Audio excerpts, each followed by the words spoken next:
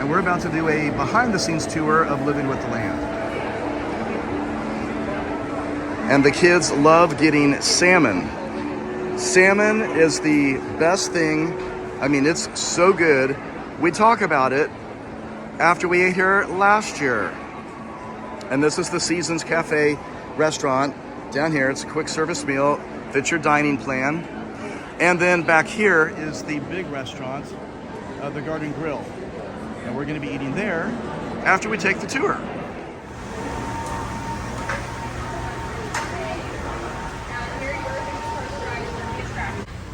In here, I like to mention what plants need. They need 5 basic things. We like to use the acronym LAWNS to describe what they need. So LAWNS. So L stands for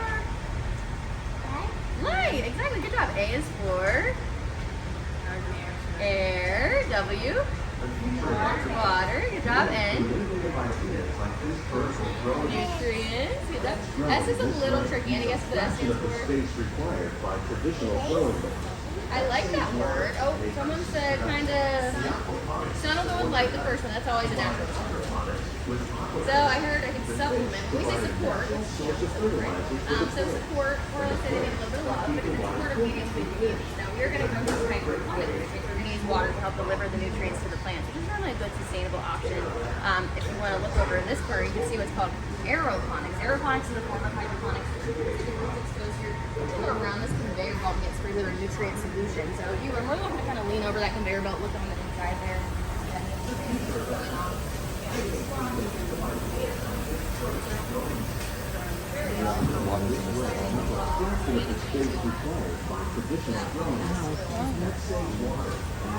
And it's going to help them grow very good.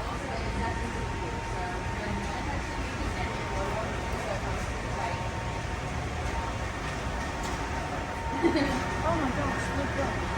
Oh, so you see a little bit of those leaves, right? Totally normal. So, say there's animals that are so that they say, oh, I don't want to get hurt, I don't want to get eaten. Raw, I'm not sure if that's really the case of the people.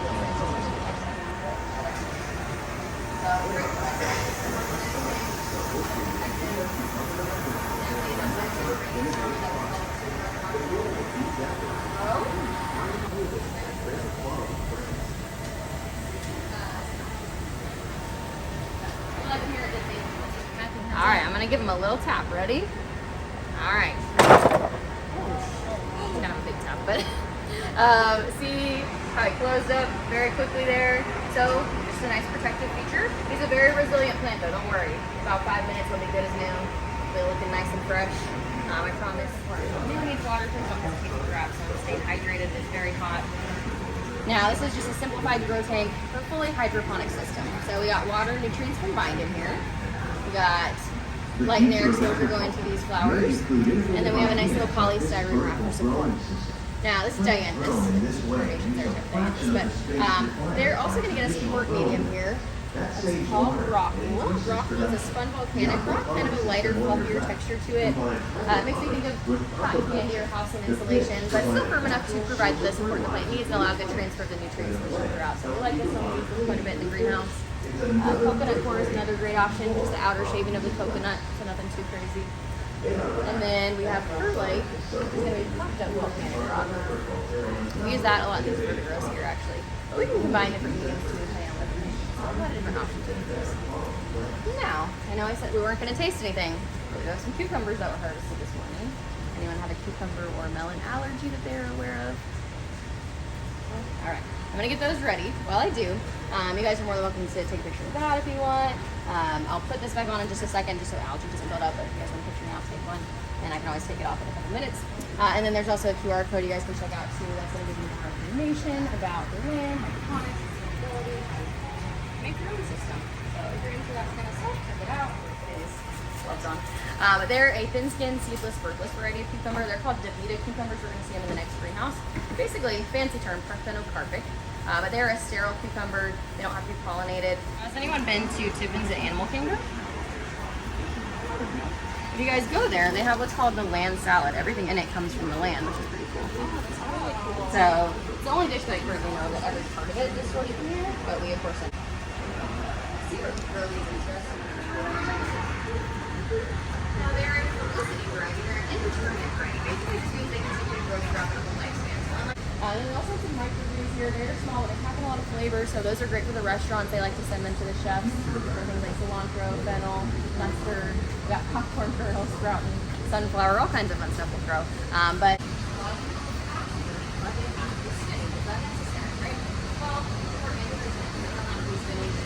it helps like this sweet, shiny, minuscule green. Honestly, it's fun. It looks cool. You can't go on sauce.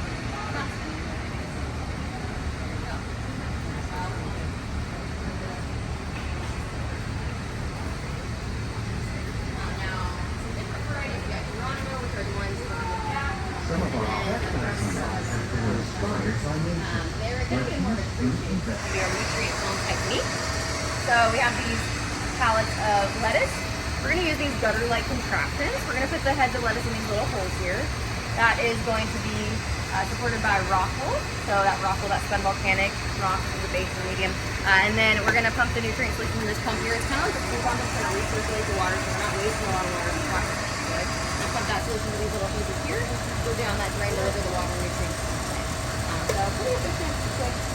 We will harvest about 500 heads a week with this system alone. Just to give you an idea, it's going to be one of these platforms. So 2 on each side growing, it's about 2,000 growing at a time, essentially. Pretty fast turnaround time.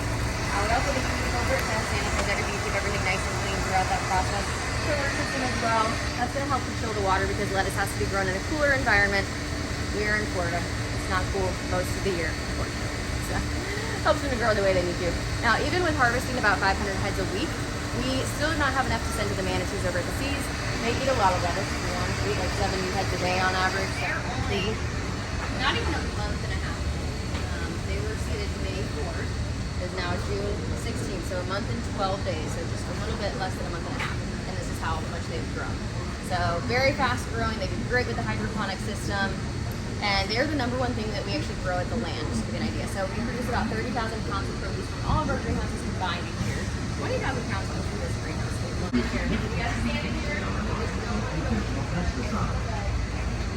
We're growing beanstalk using our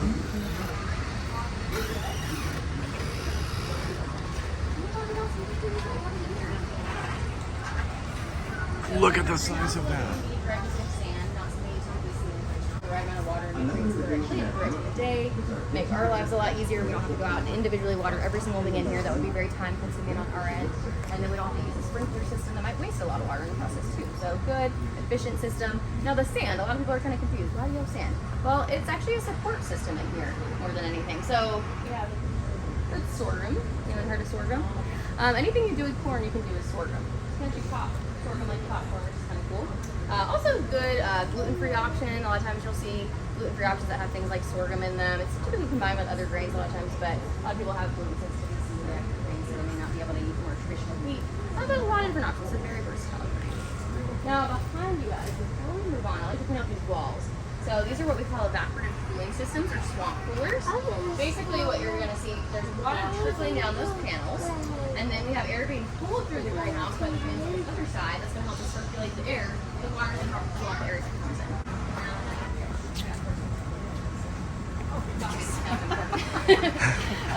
You'll see some little coffee cherries or coffee berries. Each one of those is going to have 2 coffee beans in it. Now, any guesses on how many coffee beans for about 8 ounces of coffee?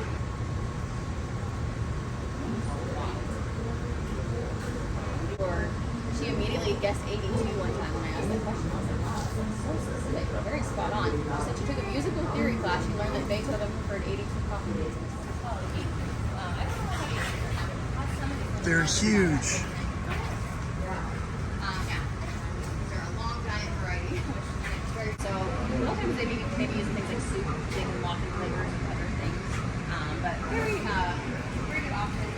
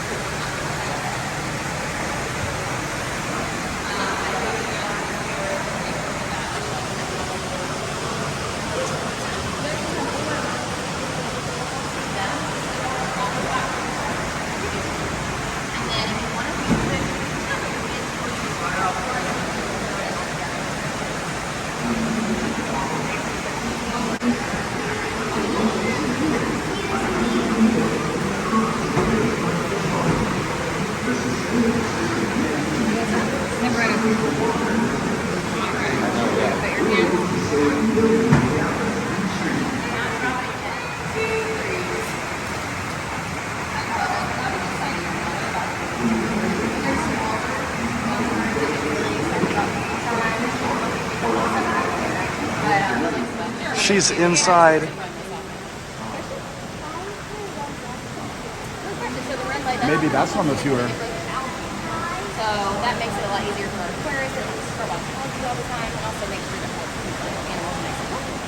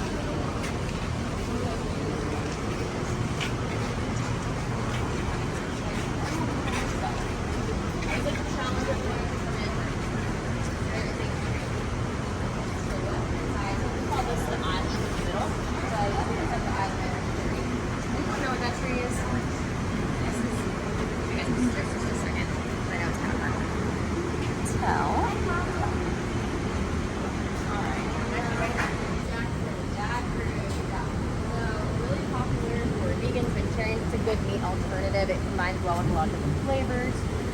Anyone had like the raw drafters like this? Anybody? Yeah, did you guys like it? No. Yeah, no is the correct answer. I tried it. I thought it was different. I'm not gonna lie. Some people say it tastes like juicy. I thought it was not that I've actually tasted it. It's different. It's very unique in texture.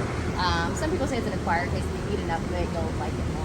I don't know that I would eat enough of it to acquire it, but it is very good when it's cooked certain ways, though, I will say. So if you go to Regal Eagle, that's in the American Pavilion here at Epcot, they make a really good barbecue jackfruit sandwich. So check it out.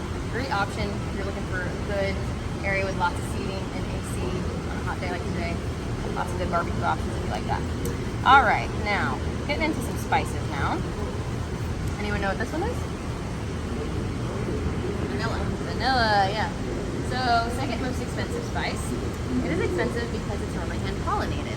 So it's a tiny little bee that naturally pollinates it. It's only mostly found in Central American parts of Mexico, I would say primarily, but you gotta hand pollinate it most of the time. Just grow it, that's the places where it's grown. So it's very tedious, very time consuming, it's expensive. Anyone know the most expensive spice? Saffron, yeah. Now, very pretty kind of purplish blue flowers that you get from the saffron. Any guesses on how many flowers it would take to get about a pound of saffron? What do you think? Big number. 30,000? That's a good guess. Add about 50,000 more, and then you're there. So about 80,000. So that's a pretty good amount, right? Give or take, right? So you'll see at the bottom picture they're separating out the different parts of the flower styles, stigma styles, different things that they're going to utilize. But it is a lot of manual labor, and the conditions are not always favorable. It's been a lot in the Mediterranean. It can also be very hot there. So lots of work. Now, I'm going to get out my little spice chest here. All right, my little spice chest. I'm going to pass this around again. Pass on this one on this side. And then, I'll spice cakes music. I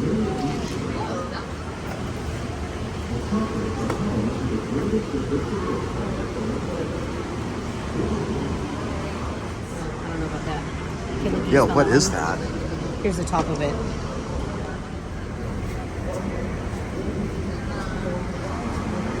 But we will get back this way.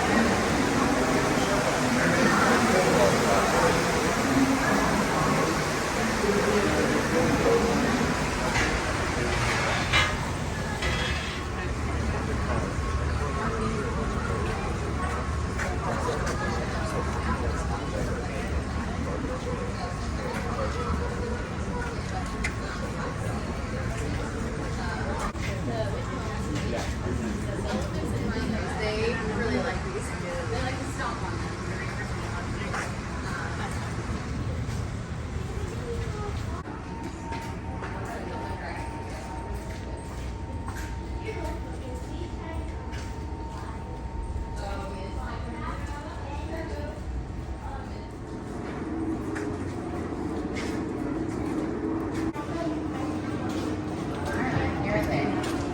Biological controls, that's what we like to focus on the most in this room in particular. So ladybugs, lady beetles, they like to go after little aphids and mites that can do quite a bit of damage to the plant. So we like the ladybugs, they're very good. In these habitats here, we have another example of a biological control though. So you'll see we have lima bean plants in these. Dates on the planters too that are going to indicate when we first introduced the pests to the plant. So topside habitats, we've introduced what are called leaf miter flies. Now, topside has today's date, so just introduced today, so not a lot of damage yet to those topside plants, right?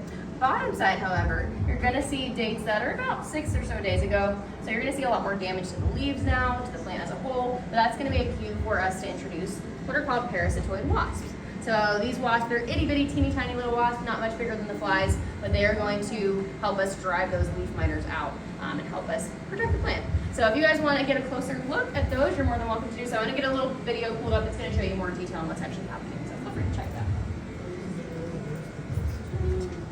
Never been on the boat ride, they come on the tour actually. I'm like, how did you find that out? I'm gonna get this video going. Also the music on the other side of the wall here, that's that last tunnel that you go through on the ride. So if you recognize the music, very calming, very soothing music. Alright, so in the video, you're going to see a leaf miter fly. This is a female. She's going to start depositing an egg in that leaf tissue. So think of the leaf as a peanut butter sandwich. She is going to try to get that egg in the peanut butter, so to speak, where it's not going to get washed away easily by rain, by pesticide, wind, anything like that. So she's going to use what's called an ovipositor to deposit that egg. You'll see it zoom in on that feature there. Try to get it right towards the center of that leaf tissue where it can persist. Good for her, not really good for us, right? Because they are a pest in this case. And she's going to get a little drink of sap here in a second. She's not eating her egg. It might look like it, but she's hungry. It's a lot of work to lay an egg, right? Lots of energy being used. And then we have what's going to be the leaf miter larva as it makes its way throughout that leaf tissue. So you'll see what looks like a little pickaxe on the front of it. That's how it gets its name, leaf miner, essentially.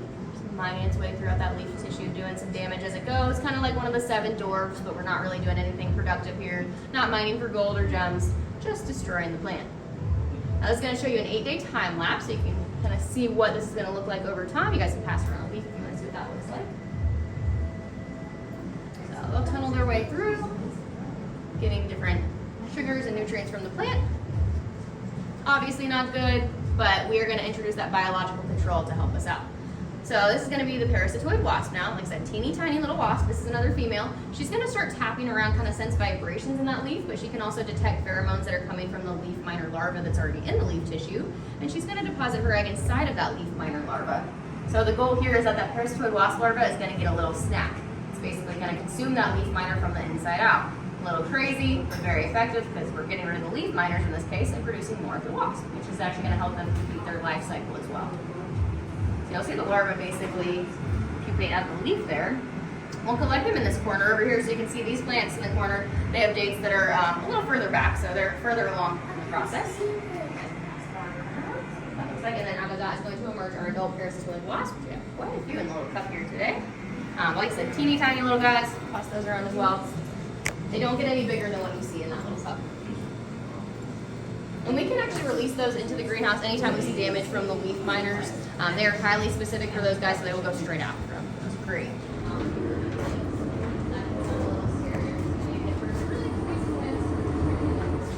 Right, so here you'll notice it's kind of a pinkish purple glow. It's going to be a combination of red and blue wavelengths.